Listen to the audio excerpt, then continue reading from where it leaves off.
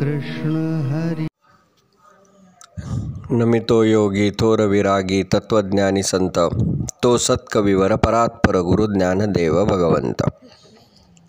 श्री ज्ञानेश्वर माऊलींच्या आणि स्वामी स्वरूपानंदांच्या श्रीचरणी दंडवत प्रणाम करून, परमपूज्य श्री सद्गुरूंना साष्टांग दंडवत करून आपण अभंग ज्ञानेश्वरीच्या 11व्या अध्यायाच्या चिंतनाचा 15वा भाग आज सुरू करूया। आजच्या भागामध्ये आपण 1223 अभंग चरणापासून पुढचा भाग म्हणजे भगवद्गीतेच्या 11व्या अध्यायातल्या 47व्या श्लोकापासून पुढचा भाग पाहणार आहोत।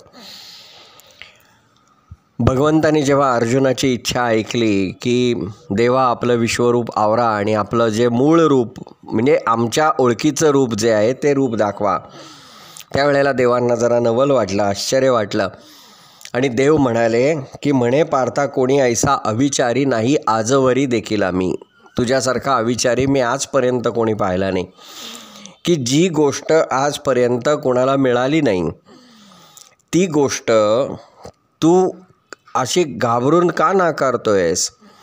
आजपर्यंत मी भक्तांवरती प्रसन्न झालो, भक्तांना सगुण रूपामध्ये प्रकट होऊन साकार दर्शन दिलं, पण माझी जी निज खूण आहे ते विश्वरूप दर्शन मी कुणालाच दिलं नाही। ते विश्वरूप दर्शन तुझ्या पुढे प्रकट मी केलं आणि ते तू नाकारतोयस किंवा ते नको म्हणतोयस, मला खरंच तुझं नवल वाटतं। अरे वेद हे पाहण्यासाठी गेले त्यावेळेला सुद्धा काय झालं, पार्था वेद ह्यासी पाहावया गेले ते तोचीच स्वीकारिले मौन त्यांनी। वेद हे पाहायला गेले पण त्यांनी सुद्धा मौन स्वीकारलं। यज्ञयागसुद्धा स्वर्गापर्यंतच गेले पण तिथून पुढे विश्वरूपापर्यंत येऊ शकले नाहीत। योगसाधकांनी सुद्धा जन्मोजन्मी अध्ययन करून हे दर्शन त्यांना झालं नाही। सत्यलोकाच्या पलीकडे कुणाची धाव गेली नाही आणि हे विश्वरूप मी तुला अनायासे इथे दाखवलं, ते हे विश्वरूप तुवा अनायासे आज येथे जैसे देखिलेगा तैसे मृत्यूलोकी कोणासीही साच पहाया नाहीच सापडले।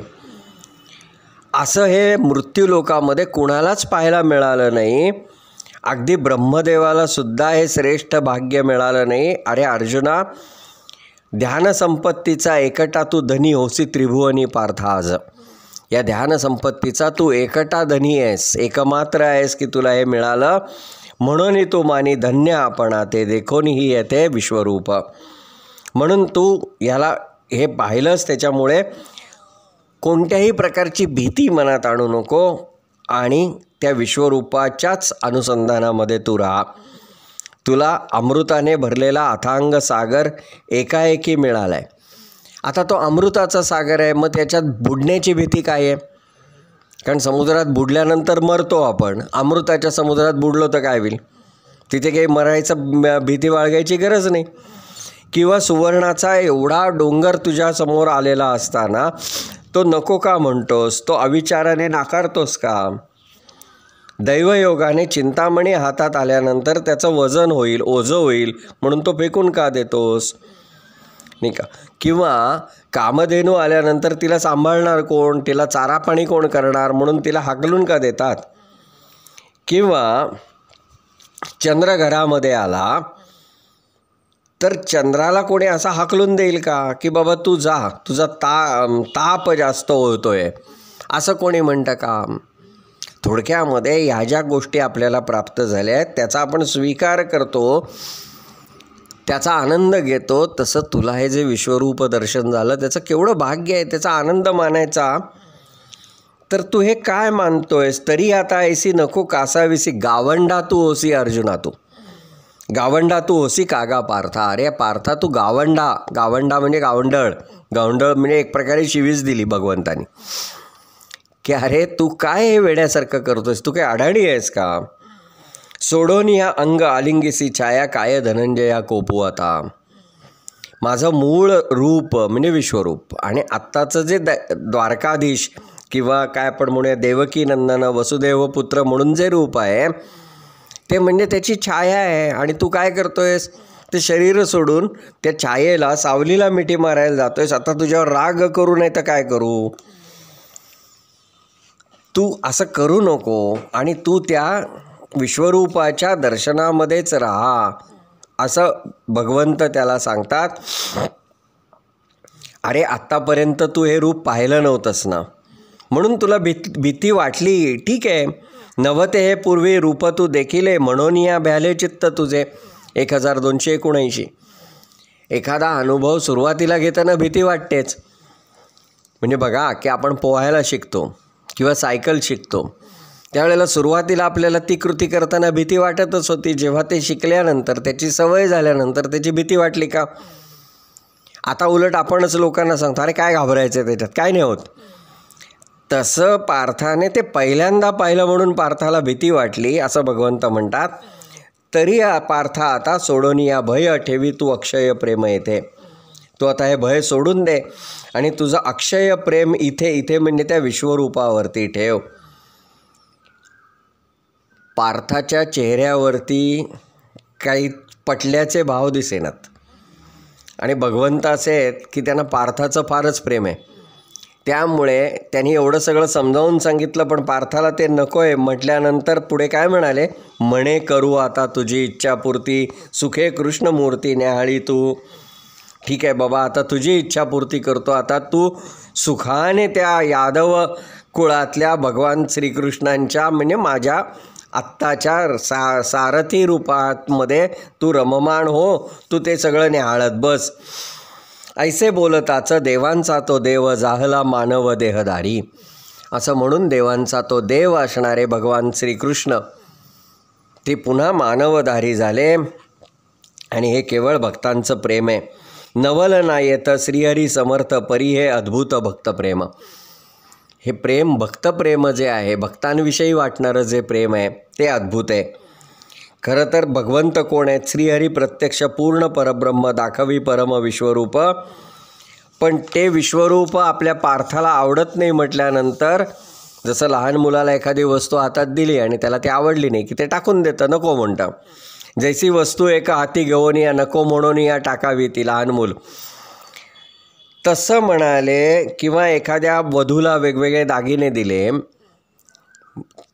पत्नीला म्हणजे ती नवीन नवरी आहे तिला आवडलं नाही तर ते टाकून देते, नको मला हे नको आहे. तैसी अर्जुनाची तेथे झाली स्थिती, विराट श्रीमूर्ती पाहोनी ती. म्हणून मग त्यांनी काय केलं तर ते सगळं पुन्हा सोडून दिलं आणि मुळामध्ये पुन्हा ते कृष्ण म्हणून प्रकट झाले. किती सुंदर शब्दात सांगितलं बघा. स्वये श्रीकृष्ण देव झाला विश्वमूर्ती, पार्थावरी प्रीती केवढी.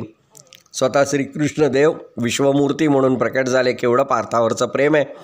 आपुलिया हौसे सारिका बरवा, साज घडवावा सुवर्णाचा. आपल्या हौसेसारखा सुवर्णाचा दागिना घडवावा, पण तो आवडला नाही म्हणून पुन्हा वितळवावा.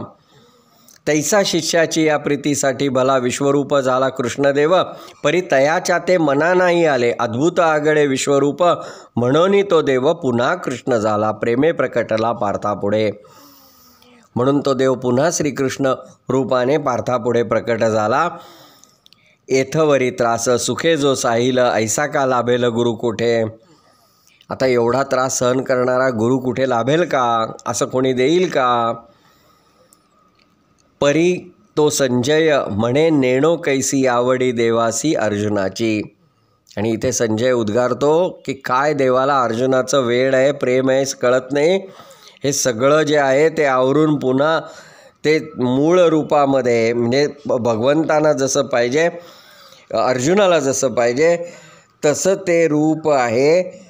ते रूप घेऊन, सौम्य रूप घेऊन पुन्हा ते प्रकट झालेत. काय या अर्जुनाचं भाग्य आहे काही कळत नाही.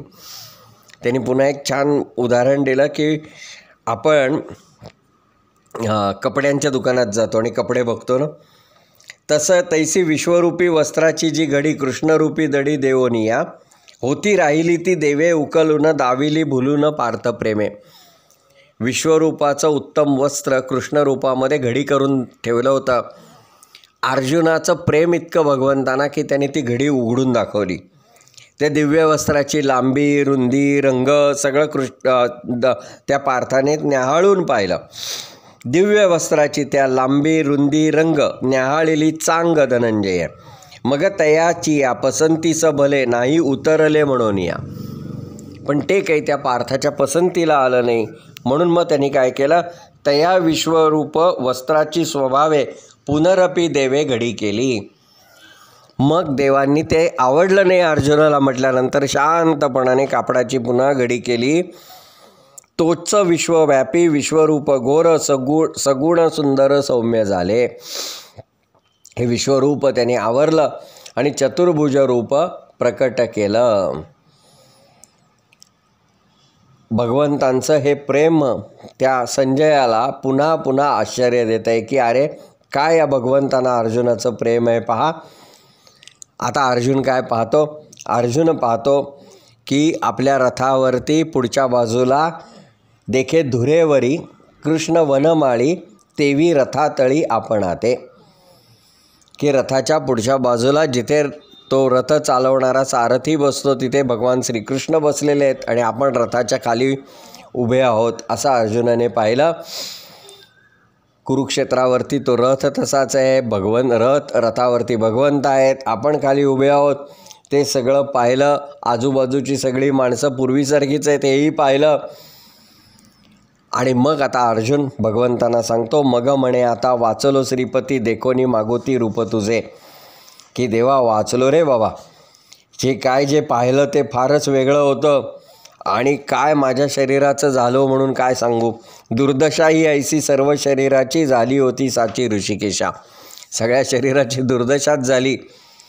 आता म्हणाले मन बुद्धी आणि इंद्रिय ही सर्व मागोती सजीव झाली. आता माझी सगळी ती मन बुद्धी इंद्रिय सगळी आता शाबूत आहेत, ती जागेवरती आली आहेत असं मला झालं.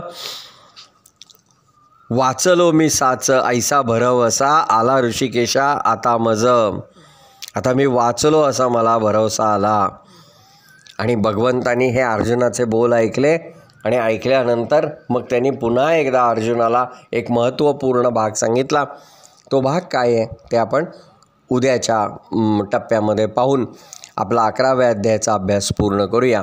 तोपर्यंत ओम राम कृष्ण हरी.